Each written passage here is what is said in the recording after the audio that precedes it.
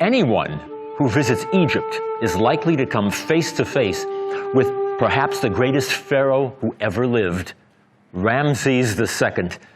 His monuments are still spectacular today, rising out of the desert sands as if to proclaim his unquestioned greatness to all the inhabitants of the land. Question: was this the pharaoh of the Israelite Exodus? When exactly did the Israelites leave Egypt? And were they ever in Egypt to begin with? These are the questions on which serious archaeology is asked to comment. Of course, the archaeology of Egypt has yielded a rich treasure trove of artifacts. But where is the evidence of Israelites having lived in Egypt for some 4 centuries, as the Bible relates, prior to their exodus under Moses? Not a few competent archaeologists charge that there simply is none. Israelites never lived in Egypt. They basically fabricated the story. But why would they fabricate a story about having been slaves for 400 years? If they were going to make up a story, why shouldn't they have made one up about being princes or rulers of some great royal lineage? Indeed, being slaves in Egypt is precisely the kind of story that no one would make up. Interestingly enough, the place to begin when looking for a possible date for Moses and the Exodus isn't in Egypt at all. It's in the land of Israel. It was famed archaeologist William Foxwell Albright who, convinced that the biblical record is accurate, began digging in Palestine in the 1920s and 30s in search of the remains of cities presumably destroyed by Joshua during the conquest of the land. What he found amazed him. There were burn layers in the archaeological strata of sites identified as cities destroyed by Joshua, including Bethel, Debir, and Lachish. Such destruction dated to the late 13th century, or 1200s BCE, the end of the Late Bronze Age. Tracing the timeline backwards 40 years, corresponding to the time the Israelites spent wandering in the Sinai Desert, and one arrives at around 1260 BCE as a date for the biblical Exodus. That means that the Pharaoh of the Exodus would have been none other than the illustrious Ramses II. But immediately, there are problems. There are simply no archaeological remains of a sizable class of Israelite foreigners living in Egypt in the 13th century BCE. Nothing, not a single potsherd, has been found to corroborate the story of the Exodus, or of a huge group of Israelites under Moses wandering in the Sinai for 4 long decades. No archaeological sites have been found in the Sinai that can be linked to the biblical account of these wanderings. Just as frustrating, and perhaps even more serious, the most famous of Joshua's conquests, the ancient city of Jericho, was, according to most archaeologists, either uninhabited or a small unwalled village at the end of the 13th century, when Albright and others theorized that its fabled walls came tumbling down. It's easy to argue that the cities identified as Bethel, Debir, and Lachish, though certainly destroyed by somebody, were by no means destroyed by Joshua. Where does that leave us? With the sober conclusion by the minimalists that the entire biblical account of the Exodus is complete fabrication. In fact, the consensus of archaeological opinion today does not support the biblical account of the Exodus from Egypt at all, preferring to see the story on an allegorical level. In other words, don't take it literally. But this is where the mystery only begins, because if we're looking for evidence of Israelites living in Egypt, we have to know what century we're talking about. Returning to the 13th century Exodus theory developed by Albright and his successors, and assuming that the conquest under Joshua would have taken place at the end of the late Bronze Age, it's asserted that the first Israelite cities and towns began to appear at the beginning of the Iron Age, which some archaeological surveys have now dated to around 1170 BCE. But as we've seen, the famed Merneptah Stela, which declares Israel lies desolate, can safely be dated to 1207 BCE, decades before the entity called Israel even appeared in the archaeological record. The implications of this are astounding, because however the Israelites arrived on the scene, as refugees from Egypt, or as the minimalists theorize, evolving from Canaanite society itself, we have to look at a period earlier than the late 13th century BCE.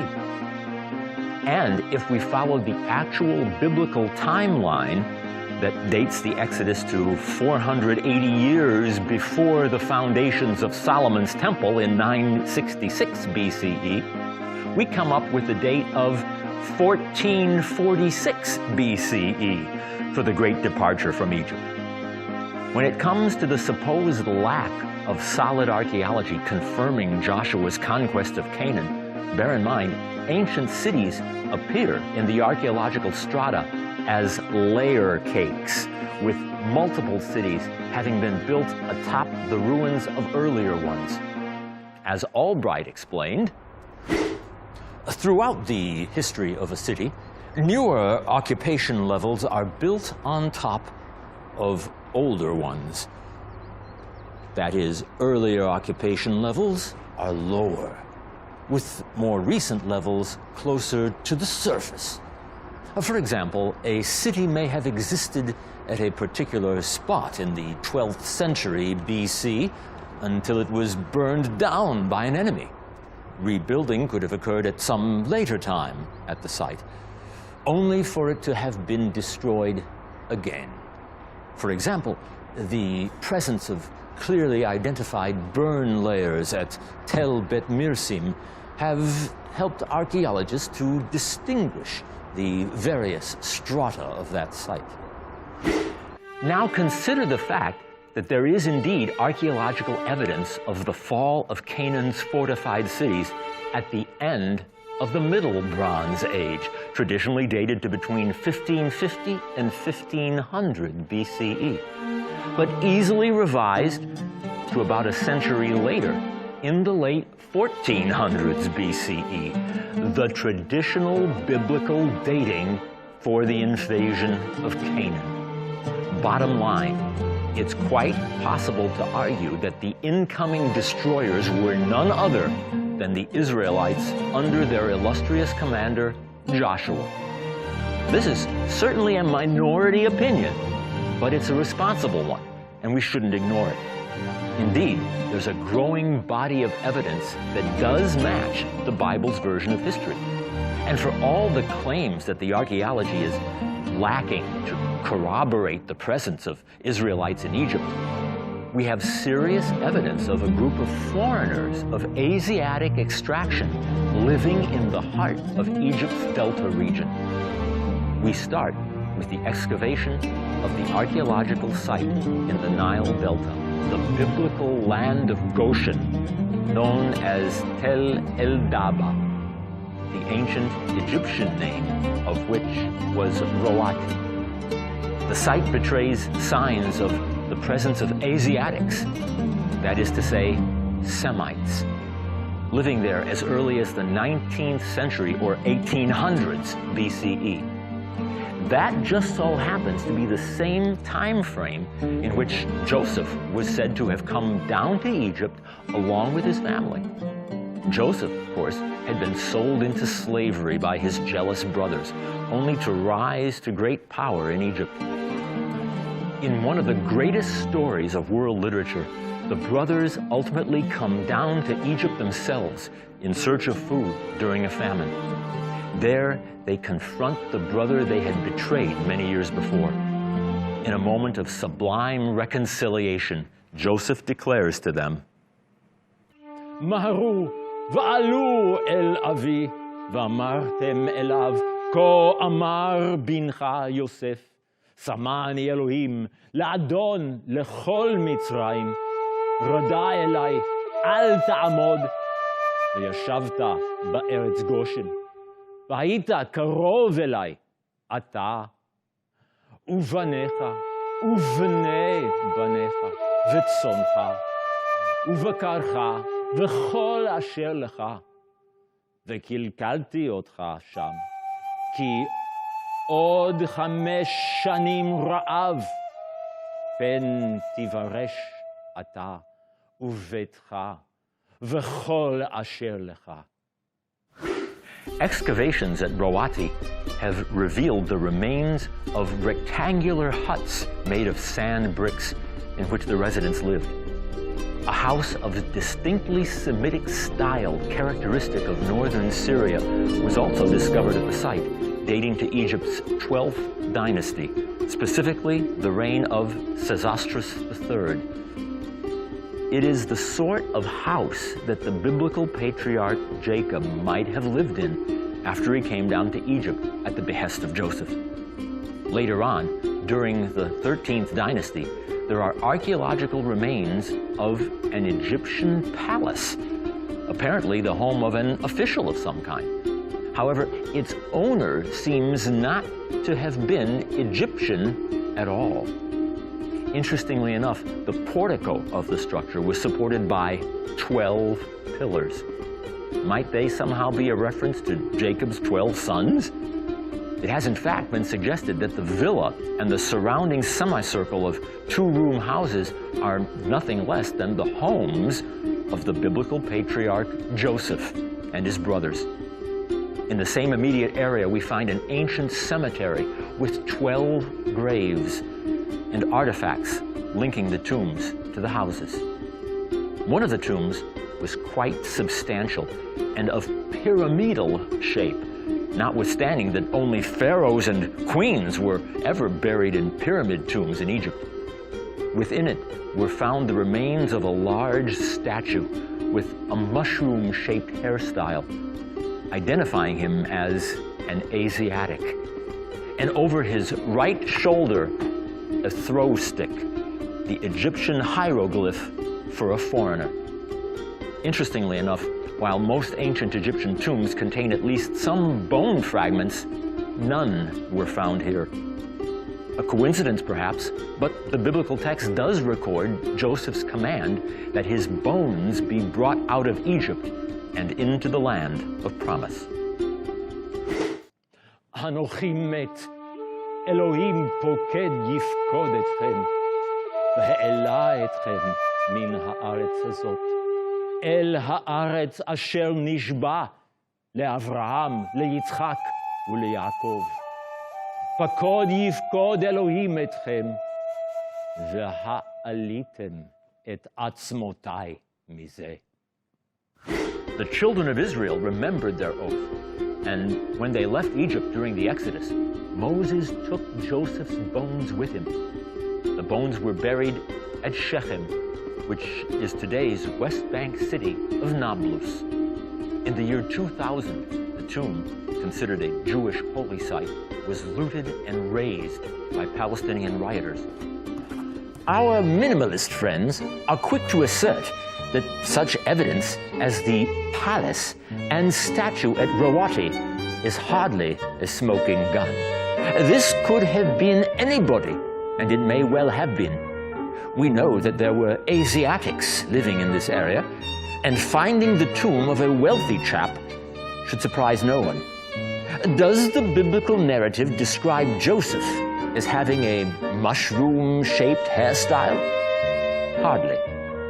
And while the faintest remains of striped pigment can be seen on the statue's cloak, perhaps corresponding to the famous multicolored coat Joseph was given by his father Jacob, it's entirely possible that striped coats were popular among upper-class Asiatics. What about the lack of bones in the tomb? Actually, there were bone fragments from the burial chamber that can be assigned to two individuals, an adult male and a mature female. What about the nearby Egyptian palace with its portico of 12 pillars, perhaps corresponding to Jacob's 12 sons? Were there really 12? Or, as one report indicates, 16? What about the adjacent cemetery with 12 graves and artifacts linking the tombs to the houses? Well, the most comprehensive report in German on these tombs suggests that there are as many as 21 in that particular stratum. And since all of this dates to around 1800 BCE, it's far too early for the most accepted timeline, placing the Exodus in the days of Ramses II, around 1260 BCE. Which means that all of this supposed evidence is conclusively inconclusive.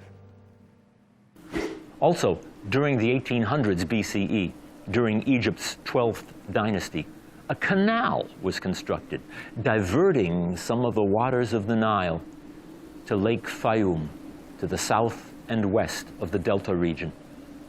It is still in use today, bearing the name Bahar Yosef, the waterway of Joseph. It has even been theorized that the biblical patriarch Joseph himself had the waterway built to regulate the flowing of the Nile and to ensure ample harvests. After all, the biblical record depicts him overseeing 7 years of plenty prior to the famine that ultimately descended on the land. As for Rawati, it seems that at some point during ancient Egypt's 14th dynasty, the name of the city was changed to Avaris. The city was the capital of another group of Asiatic foreigners who ruled Egypt between the Middle Kingdom and the New Kingdom. They were known as the Hyksos, whose ethnic heritage also contained Semitic elements. The biblical book of Exodus declares that a new Pharaoh arose who did not know Joseph. Some argue that this was none other than the first of the rulers of the Hyksos, Semitic raiders from Asia who moved into the Nile Delta during Egypt's second intermediate period. Avaris, which began as a tiny outpost of only a few dozen people, grew over time into one of the ancient world's most populous cities. The excavated tombs from 20 or more settlements in the area are clearly Semitic, as well as remains of pottery and weapons, including non-Egyptian style daggers. At a later time, however, the skeletal remains of these people indicates a descent from prosperity to poverty. The bones themselves revealing a lack of food and a lifespan of only between 32 and 34 years. Does this correlate with the biblical description of slavery during this time frame? At one point, the excavations reveal a high infant mortality rate, with only 40% of males growing to adulthood as opposed to 60% of females. Does this correlate with the Pharaoh's command that male Israelite children be killed? בילדכן את העבריות, ראיתן על האבניים. אם בן הוא, והמיתן אותו, ואם בת היא, וחיה.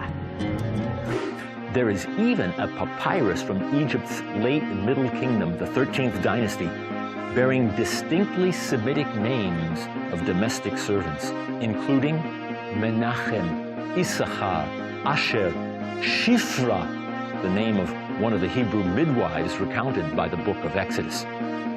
As for the Hyksos, they are ultimately expelled from Egypt around 1520 BCE by a pharaoh named Ahmose, which, curiously enough, means in Hebrew, brother of Moses.